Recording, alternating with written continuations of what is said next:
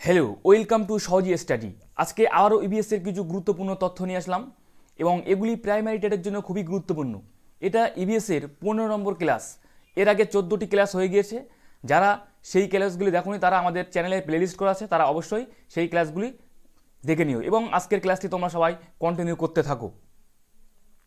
আজকে পশ্চিমবঙ্গের পরিচিতি নিয়ে কথা বলবো। পশ্চিমবঙ্গের রাজধানী হচ্ছে কলকাতা এবং জনঘনত্ব হচ্ছে প্রতি বর্গ কিলোমিটারে 1030 জন। তাহলে তোমরা সবাই জানো যে পশ্চিমবঙ্গের রাজধানী কলকাতা এবং জনঘনত্ব হচ্ছে 1030 জন প্রতি বর্গ কিলোমিটারে। এবং কলকাতা আগে এটা ভারতের রাজধানী ছিল কলকাতা, এখন ভারতের রাজধানী হচ্ছে দিল্লি।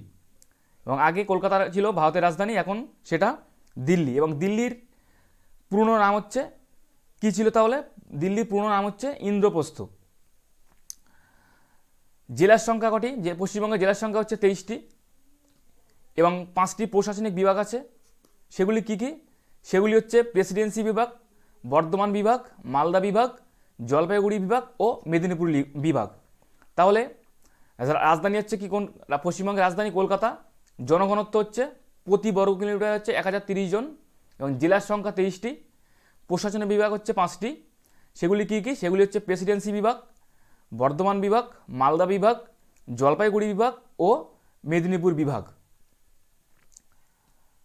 আচ্ছা, প্রেসিডেন্সি বিভাগের ভিতরে যে ডিস্ট্রিক্টগুলো পড়ছে সেগুলি কি কি? সেটি হচ্ছে হাওড়া, কলকাতা, নদিয়া, উত্তর 24 পরগনা ও সাউথ 24 পরগনা নিয়ে গঠিত হচ্ছে প্রেসিডেন্সি বিভাগ। তাহলে প্রেসিডেন্সি বিভাগ কী কী জেলা নিয়ে গঠিত হচ্ছে? হাওড়া, কলকাতা, নদিয়া, উত্তর 24 পরগনা, দক্ষিণ 24 পরগনা যে জেলা নিয়ে প্রেসিডেন্সি বিভাগ তৈরি হচ্ছে। আচ্ছা, আরেকটা কী দেওয়া হচ্ছে? বর্ধমান বিভাগ। সেগুলি কোন কোন জেলা নিয়ে গঠিত? সেটা পশ্চিম বর্ধমান, পূর্ব বর্ধমান, বীরভূম, হুগলি জেলা নিয়ে গঠিত হচ্ছে বর্ধমান বিভাগ। তাহলে বর্ধমান বিভাগ তাহলে কোন কোন জেলা নিয়ে গঠিত হচ্ছে? সেগুলি হচ্ছে পশ্চিম বর্ধমান, পূর্ব বর্ধমান, বীরভূম, হুগলি জেলা নিয়ে গঠিত হচ্ছে বর্ধমান বিভাগ। মালদা বিভাগ তাহলে কোন কোন জেলা নিয়ে গঠিত হচ্ছে? সেগুলি তাহলে কী কী? সেগুলি হচ্ছে মালদা, উত্তর দিনাজপুর, দক্ষিণ দিনাজপুর, মুর্শিদাবাদ জেলা নিয়ে গঠিত হচ্ছে মালদা বিভাগ। তাহলে তোমরা দেখলে যে প্রেসিডেন্সি বিভাগ, বর্ধমান বিভাগ ও মালদা বিভাগ নিয়ে গঠিত হচ্ছে কী কী? প্রেসিডেন্সি বিভাগ হচ্ছে হাওড়া, কলকাতা, নদিয়া, উত্তর 24 পরগনা, দক্ষিণ 24 পরগনা নিয়ে গঠিত হচ্ছে প্রেসিডেন্সি বিভাগ। বর্ধমান বিভাগ তাহলে ভর্তি হচ্ছে বর্ধমান বিভাগ পশ্চিম বর্ধমান, পূর্ব বর্ধমান, বীরভূম, হুগলি জেলা নিয়ে গঠিত।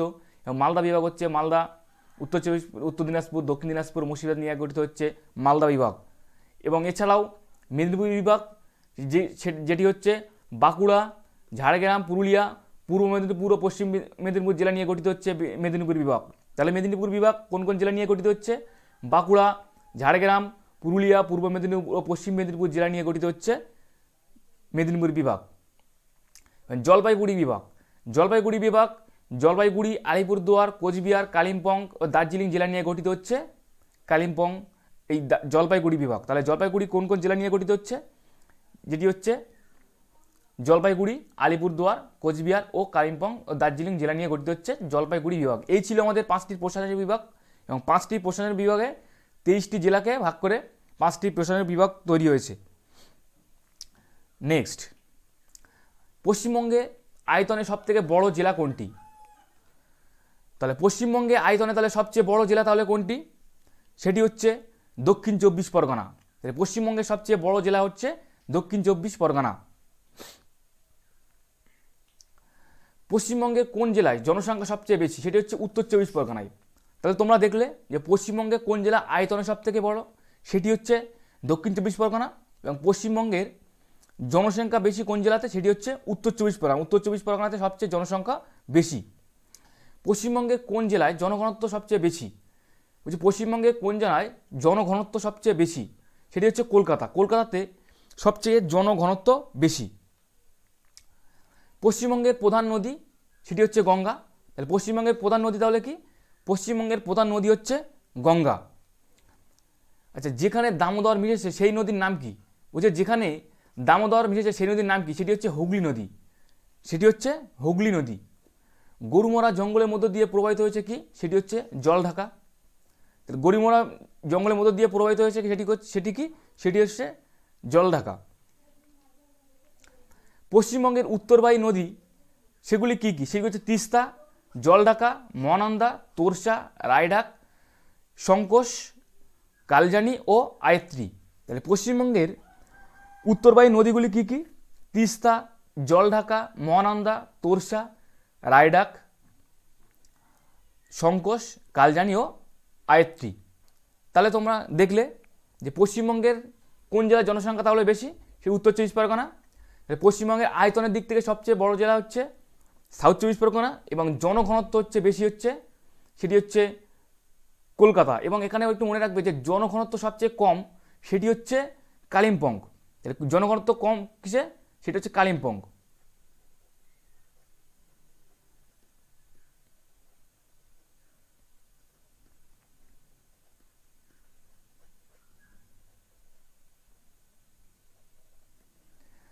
জনঘনত্ব সবচেয়ে কম হচ্ছে কালিম্পং। এবং কলকাতায় আরেকটা কথা মনে রাখবে, এখানে কোনো মহাকুমা নেই, কলকাতাতে কোনো মহাকুমা নেই, ঠিক আছে।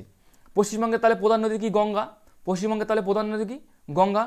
যেখানে দামোদর মিশেছে সেই নদীর নাম কি? হুগলি নদী। গরুমারা জঙ্গলের মধ্য দিয়ে প্রবাহিত হয়েছে তাহলে কি? জলঢাকা। এবং পশ্চিমবঙ্গের উত্তরবাহী নদীগুলি সেগুলি কী কী? সেগুলি তিস্তা, জলঢাকা, মহানন্দা, তোরসা, রায়ডাক, সংকোশ, কালজানি ও আয়ত্রী। নেক্সট, তেরাসের নদী কাকে বলে? তেরাসের নদী পরিচিত কি? সেটি হচ্ছে তিস্তা। তিস্তাকে আমরা তেরাসের নদী বলে জানি। তেরাসের নদী তাহলে কি? তেরাসের নদী হচ্ছে তিস্তা। পশ্চিমবঙ্গের উত্তরের নদীগুলি কি কি? পশ্চিমবঙ্গের উত্তরের নদীগুলো হচ্ছে চিরপ্রবাহী খরস্রোতা, যেগুলো সারা বছরে জল থাকে। তাহলে পশ্চিমবঙ্গের উত্তরের নদীগুলি তাহলে কোনগুলি? পশ্চিমবঙ্গের উত্তরের নদীগুলি হচ্ছে চিরপ্রবাহী খরস্রোতা, যেগুলিতে সারা বছর জল থাকে। মালদাকে দুটি ভাগে ভাগ করেছে, সেটি কি? সেটি হচ্ছে মহানন্দা। মহানন্দা মালদাকে দুটি ভাগে ভাগ করেছে। মালদাকে দুটি ভাগে ভাগ করেছে, সেটি কি? সেটি হচ্ছে মহানন্দা। মেদিনীপুর কোন নদীর তীরে অবস্থিত? হচ্ছে মেদিনীপুর কোন নদীর তীরে অবস্থিত? কংসাবতী নদীর তীরে মেদিনীপুর অবস্থিত। এবার তেরাসের নদী কি? তেরাসের নদী তিস্তা। পশ্চিমবঙ্গের উত্তরের নদীগুলি চিরপ্রবাহী খরস্রোতা, নদীগুলি চিরপ্রবাহী খরস্রোতা হয়ে থাকে, সারা বছরে জল থাকে। এবং মালদাকে দুটি ভাগে ভাগ করে, সেটি হচ্ছে মহানন্দা। এবং মেদিনীপুর কোন নদীর তীরে অবস্থিত? এবং মেদিনীপুর সেটি হচ্ছে কংসাবতী নদীর তীরে অবস্থিত। পশ্চিমবঙ্গের উত্তরবাহী নদী সেগুলি কি? পশ্চিমবঙ্গের উত্তরবাহী নদী হচ্ছে তিস্তা, জলঢাকা, মহানন্দা, তোরসা, রায়ডাক, সংকোশ, কালজানি ও আয়ত্রী। পশ্চিমবঙ্গের উত্তরবাহী নদীগুলি সেটা হচ্ছে তিস্তা, জলঢাকা, মহানন্দা, তোরসা, রায়ডাক, সংকোশ ও কালজানি ও আয়ত্রী। এই হলো পশ্চিমবঙ্গের উত্তরবাহী নদী। সুন্দরবনের আতঙ্ক কোন নদীকে বলে? সুন্দরবনের আতঙ্ক হচ্ছে মাতলা নদী। সুন্দরবনের আতঙ্ক তাহলে কোন নদীকে বলে? সুন্দরবনের আতঙ্ক বলা হয়েছে মাতলা নদীকে সুন্দরবনের আতঙ্ক বলা হয়। সুন্দরবনের নদীগুলি জোয়ারের জলে পুষ্ট। তাহলে সুন্দরবনের নদীগুলি তাহলে কিসের জলে পুষ্ট? সুন্দরবনের নদীগুলি জোয়ারের জলে পুষ্ট। তাহলে তোমরা দেখলে যে সুন্দরবনের আতঙ্ক তাহলে কাকে বলা হচ্ছে? সুন্দরবনের আতঙ্ক বলা হচ্ছে মাতলা নদীকে। সুন্দরবনের আতঙ্ক তাহলে কোন নদীকে বলা হচ্ছে? মাতলা নদীকে। সুন্দরবনের নদীগুলি জোয়ারের জলে পুষ্ট হয়ে থাকে। উত্তরবঙ্গের দীর্ঘতম নদী কি? উত্তরবঙ্গের দীর্ঘতম নদী কি? উত্তরবঙ্গের দীর্ঘতম নদী হচ্ছে মহানন্দা। মহানন্দা উত্তরবঙ্গের দীর্ঘতম নদী। তাহলে তোমরা দেখলে যে সুন্দরবনের আতঙ্ক হচ্ছে কি? তাহলে মাতলা নদী, এবং উত্তরবঙ্গের দীর্ঘতম নদী হচ্ছে মহানন্দা। দার্জিলিং বিখ্যাত কিসের জন্য? টাইগার হিলের জন্য। দার্জিলিং বিখ্যাত কিসের জন্য? টাইগার হিলের জন্য দার্জিলিং বিখ্যাত। দার্জিলিং বিখ্যাত কিসের জন্য? টাইগার হিলের জন্য দার্জিলিং বিখ্যাত। অর্কিডের জন্য বিখ্যাত কি? কালিম্পং। কালিম্পং অর্কিডের জন্য বিখ্যাত। সেখানে অনেক অর্কিড পাওয়া যায়। মানে কালিম্পংয়ে অনেক অর্কিড আছে, সেখানে অর্কিডের জন্য বিখ্যাত হচ্ছে কালিম্পং। বাঁকুড়া জেলার পশ্চিমে বয়ে গেছে কোন নদী? বলছে বাঁকুড়া জেলার পশ্চিম দিকে, মানে পশ্চিম পূর্বে বয়ে গেছে কোন নদী? তাহলে পশ্চিম পূর্বে বয়ে গেছে তাহলে কোন নদী? সেটি হচ্ছে দ্বারকেশ্বর নদী। তাহলে বাঁকুড়া জেলার পশ্চিম পূর্বে বয়ে গেছে কোন নদী? দ্বারকেশ্বর নদী পশ্চিম পূর্বে বয়ে গেছে। পশ্চিমবঙ্গের উচ্চতম শৃঙ্গ কি? পশ্চিমবঙ্গের উচ্চতম শৃঙ্গ হচ্ছে সান্দাকফু। উচ্চতা হচ্ছে 3630 মিটার। তাহলে পশ্চিমবঙ্গের উচ্চতম শৃঙ্গ কি?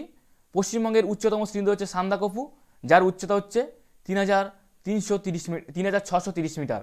তাহলে দার্জিলিং বিখ্যাত কিসের জন্য? টাইগার হিলের জন্য। অর্কিডের জন্য বিখ্যাত হচ্ছে কি? কালিম্পং। বাঁকুড়া জেলার পশ্চিম পূর্বে বয়ে গিয়েছে কোন নদী? দ্বারকেশ্বর নদী। পশ্চিমবঙ্গের উচ্চতম শৃঙ্গ হচ্ছে সান্দাকফু, যার উচ্চতা হচ্ছে ৩,৬৩০ মিটার। সুন্দরবনের সবচেয়ে বিখ্যাত উদ্ভিদের নাম কি? সুন্দরবনের সবচেয়ে বিখ্যাত উদ্ভিদের নাম হচ্ছে সুন্দরী গাছ। সুন্দরী গাছ সুন্দরবনের সবচেয়ে বিখ্যাত উদ্ভিদ। সুন্দরবনের সবচেয়ে বিখ্যাত উদ্ভিদ হচ্ছে সুন্দরী গাছ। পশ্চিমবঙ্গের কয়টি বদ্বীপ আছে? ১০২টি। তাহলে পশ্চিমবঙ্গের কয়টি বদ্বীপ আছে? ১০২টি বদ্বীপ আছে পশ্চিমবঙ্গে। ম্যানগ্রোভ উদ্ভিদগুলি কী কী? সুন্দরী, গরান, গেওয়া। তাহলে ম্যানগ্রোভ উদ্ভিদগুলি কী কী? সুন্দরী, গরান ও গেওয়া হচ্ছে ম্যানগ্রোভ উদ্ভিদ। বরফ গলা জলে নদীর নাম হল কি বলো? বরফ গলা জলে নদীর নাম হলো সেটি হচ্ছে কি? সেটি হচ্ছে তিস্তা। বরফ গলা জলে নদীর নাম হলো তিস্তা। মহানন্দার জন্ম কোথায়? দার্জিলিং জেলার ডাংহিলে। তাহলে মহানন্দার জন্ম কোথায়? দার্জিলিং জেলার ডাংহিলে মহানন্দার জন্ম। তাহলে তোমরা দেখলে যে সুন্দরবনের সবচেয়ে বিখ্যাত উদ্ভিদের নাম হচ্ছে সুন্দরী গাছ। পশ্চিমবঙ্গের ১০২টি বদ্বীপ আছে। ম্যানগ্রোভ গাছগুলি কি? সেগুলো হচ্ছে সুন্দরী, গরান, গেওয়া। বরফ গলা জলে নদীর নাম হলো সেটা তিস্তা। মহানন্দার জন্ম কোথায়? সেটা হচ্ছে দার্জিলিং জেলার ডাংহিলে। এখানে একটু বলে রাখি, আমাদের কাছে সিডিপি, ম্যাথ, ইংলিশ, বাংলা ও ইবিএস এর নোট পাওয়া যাচ্ছে। তোমরা যারা নিতে চাও তারা অবশ্যই এই নাম্বারে কল করতে পারো। এবং আমাদের ক্লাসটা যদি ভালো হয়ে থাকে অবশ্যই একটি লাইক করে দিও।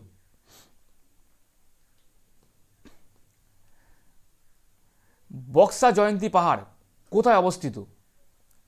বক্সা জয়ন্তী পাহাড় কোথায় অবস্থিত? সেটা হচ্ছে জলপাইগুড়িতে। জলপাইগুড়িতে বক্সা জয়ন্তী পাহাড় অবস্থিত।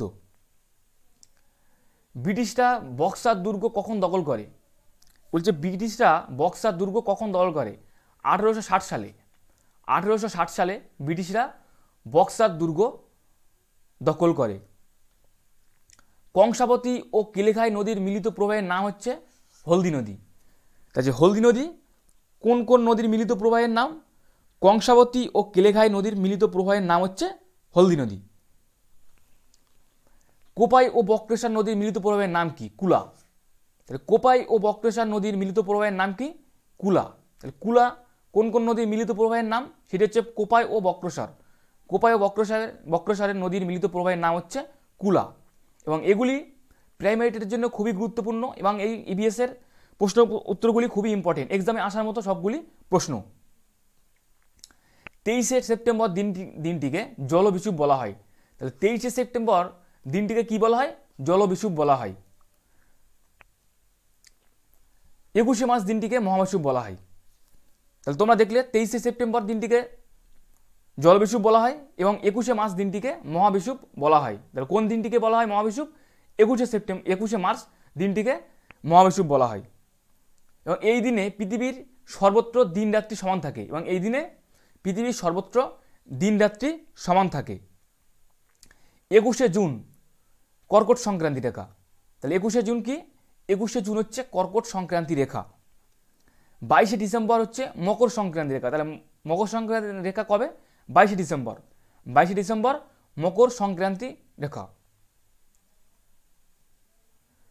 পশ্চিমবঙ্গে সবচেয়ে বেশি বৃষ্টিপাত হয় কোথায়? সেটা হচ্ছে বক্সা ডুয়ার্সে। বক্সা ডুয়ার্সে পশ্চিমবঙ্গে সবচেয়ে বেশি বৃষ্টিপাত হয়। বক্সা ডুয়ার্সে প্রায় 450 সেন্টিমিটার সর্বাধিক বৃষ্টি হয়ে থাকে। তাহলে পশ্চিমবঙ্গে সবচেয়ে বেশি বৃষ্টিপাত হয় কোথায়? সেটা হচ্ছে বক্সা ডুয়ার্সে এবং সেখানে 450 সেন্টিমিটারের মানে সর্বাধিক 450 সেন্টিমিটার সর্বাধিক বৃষ্টি হয়ে থাকে। তোমরা দেখলে 21শে মার্চ দিনটিকে মহাবিষুব বলা হয়। সেই দিনে সর্বত্র দিনরাত্রি সমান থাকে। 21শে জুন কর্কট সংক্রান্তি, 22শে ডিসেম্বর মকর সংক্রান্তি এবং পশ্চিমবঙ্গে সবচেয়ে তাহলে বেশি বৃষ্টিপাত হয় কোথায়? সেটা হচ্ছে বক্সা ডুয়ার্স এবং সেখানে সর্বাধিক 450 সেন্টিমিটার সর্বাধিক বৃষ্টি হয়ে থাকে। সবচেয়ে কম বৃষ্টিপাত হয় কোথায় এবং শুষ্কতা স্থান কোথায়? সেটা হচ্ছে ময়ূরেশ্বর। সেটি কোথায়? সেটা বীরভূমে। সবচেয়ে কম বৃষ্টিপাত ও শুষ্কতম স্থান কোনটি? ময়ূরেশ্বর, বীরভূম এবং এখানে নিম্নতম 75 সেন্টিমিটারে বৃষ্টিপাত হয়ে থাকে। সবচেয়ে কম বৃষ্টিপাত ও শুষ্কতম স্থান কোথায়? সেটা ময়ূরেশ্বর, বীরভূমে এবং সেখানে 95 সেন্টিমিটারে সর্বাধিক বৃষ্টি হয়ে থাকে। পশ্চিমবঙ্গের উষ্ণতম স্থান কোথায়? আসানসোল।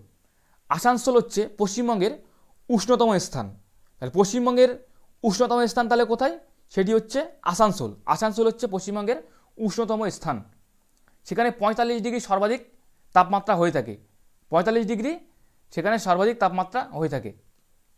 পশ্চিমবঙ্গের শুষ্কতম স্থান কোথায়? পুরুলিয়া। তাহলে পশ্চিমবঙ্গের শুষ্কতম স্থান তাহলে কোথায়? পুরুলিয়া হচ্ছে পশ্চিমবঙ্গের শুষ্কতম স্থান। এবং পশ্চিমবঙ্গের ল্যাটারাইট মৃত্তিকা কোথায় দেখা যায়? পশ্চিমবঙ্গের ল্যাটারাইট মৃত্তিকা কোথায় দেখা যায়? বাঁকুড়াতে। এছাড়াও পুরুলিয়া, পশ্চিম মেদিনীপুর, বীরভূমের কিছু অংশে ল্যাটারাইট মৃত্তিকা দেখা যায়। তাই তোমরা দেখলে যে পশ্চিমবঙ্গে সবচেয়ে বেশি বৃষ্টিপাত হয় সেটা কোথায়? সেটা হচ্ছে বক্সা ডুয়ার্স। সেখানে সর্বাধিক 450 সেন্টিমিটার সর্বাধিক বৃষ্টিপাত হয়ে থাকে। এবং সবচেয়ে কম বৃষ্টিপাত ও শুষ্কতম স্থান হচ্ছে ময়ূরেশ্বর, বীরভূম। সেটি হচ্ছে সবচেয়ে কম, 95 সেন্টিমিটার বৃষ্টিপাত হয়ে থাকে সর্বাধিক। পশ্চিমবঙ্গের উষ্ণতম স্থান তাহলে কোনটি? আসানসোল। সেখানে 45 ডিগ্রি সেলসিয়াস তাপমাত্রা। এবং পশ্চিমবঙ্গের শুষ্কতম স্থান সে কোথায়? সেটা হচ্ছে পুরুলিয়া। এবং পশ্চিমবঙ্গের ল্যাটারাইট মৃত্তিকা দেখা যায় কোথায়? সেটা বাঁকুড়াতে। এছাড়াও পুরুলিয়া, পশ্চিম মেদিনীপুর এবং বর্ধমানের কিছু অংশে ল্যাটারাইট মৃত্তিকা দেখা যায়। ভারতের প্রথম জলবিদ্যুৎ কেন্দ্রটি দার্জিলিংয়ে স্থাপিত। সেটির নাম কি? সেটি হচ্ছে সিত্রাবং। তাহলে পশ্চিমবঙ্গের প্রথম জলবিদ্যুৎ কেন্দ্রটি কোথায় অবস্থিত? দার্জিলিংয়ে। এবং সেটি কোথায়? সেটি হচ্ছে সিদ্রাপং। কত খ্রিস্টাব্দে? 1897 খ্রিস্টাব্দে। তাহলে পশ্চিমবঙ্গের প্রথম জলবিদ্যুৎ কেন্দ্র দার্জিলিংয়ে, সিদ্রাপংয়ে। সেটি 1897 খ্রিস্টাব্দে স্থাপিত হয়েছিল। পশ্চিমবঙ্গের মালভূমি অঞ্চল। পশ্চিমবঙ্গের মালভূমি অঞ্চল ও পশ্চিমাংশের দীর্ঘতম নদী কোনটি? দামোদর। পশ্চিমবঙ্গের মালভূমি অঞ্চলের পশ্চিমবঙ্গের দীর্ঘতম নদী তাহলে কোনটি? সেটি হচ্ছে দামোদর। তাহলে দেখলে তোমরা যে ভারতের প্রথম জলবিদ্যুৎ কেন্দ্রটি সেটি কোথায়? দার্জিলিংয়ে। সেটির নাম হচ্ছে সিদ্রাপং, যেটি 1897 সালে স্থাপিত হয়েছিল। এবং পশ্চিমবঙ্গের মালভূমি অঞ্চলের পশ্চিমাংশের দীর্ঘতম নদী হচ্ছে দামোদর। আচ্ছা, আমরা কিছু পশ্চিমবঙ্গের জাতীয় ফুল, ফল ও পশুর নাম জানবো। এখানে তাহলে প্রথমে কি বলেছে যে পশ্চিমবঙ্গের জাতীয় ফুল কি? সেটা হচ্ছে শিউলি বা শেফালি ফুল। তাহলে পশ্চিমবঙ্গের জাতীয় ফুল কোনটি? সেটা হচ্ছে শিউলি।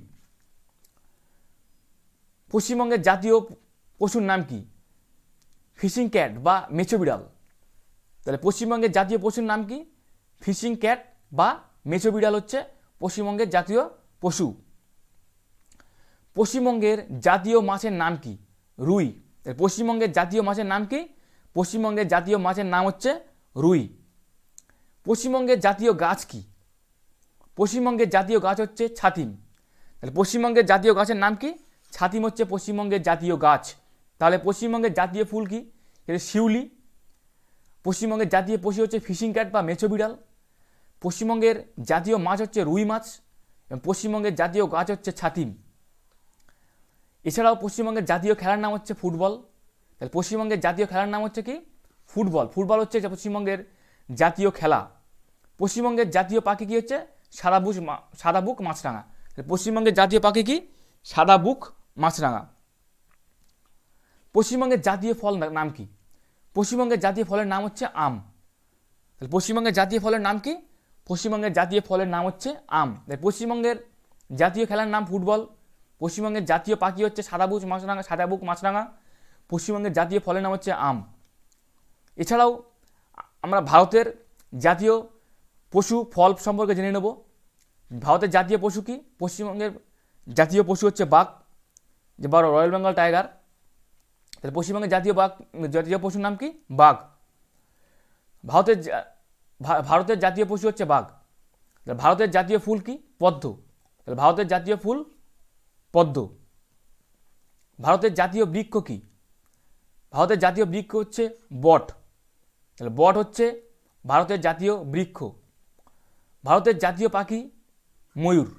তাহলে ভারতের জাতীয় পাখি কি? ভারতের জাতীয় পাখি হচ্ছে ময়ূর। এবং ভারতের জাতীয় ফল কি? ভারতের জাতীয় ফল হচ্ছে আম। আম হচ্ছে ভারতের জাতীয় ফল। তাহলে তোমরা দেখলে যে ভারতের জাতীয় পশু বাঘ বা রয়্যাল বেঙ্গল টাইগার, যেটি হচ্ছে বাঘ বা রয়্যাল মাটা হচ্ছে ভারতের জাতীয় পশু। ভারতের জাতীয় ফুল হচ্ছে পদ্ম। ভারতের জাতীয় বৃক্ষ হচ্ছে বট। ভারতের জাতীয় পাখি হচ্ছে ময়ূর। ও ভারতের জাতীয় ফল হচ্ছে আম। এই ছিল আমাদের কিছু ইবিএসের গুরুত্বপূর্ণ তথ্য। আমাদের ক্লাসটি যদি ভালো হয়ে থাকে অবশ্যই তোমরা একটি লাইক করে দিও। এবং এখানে একটু বলে রাখি, আমাদের কাছে ইবিএসের নোট পাওয়া যাচ্ছে। তোমরা যারা নিতে চাও অবশ্যই এই নম্বরে কল করতে পারো। এবং আমাদের ক্লাসটি যদি ভালো হয়ে থাকে অবশ্যই একটি লাইক করে দিও। এখানে আমরা ক্লাসটি শেষ করব।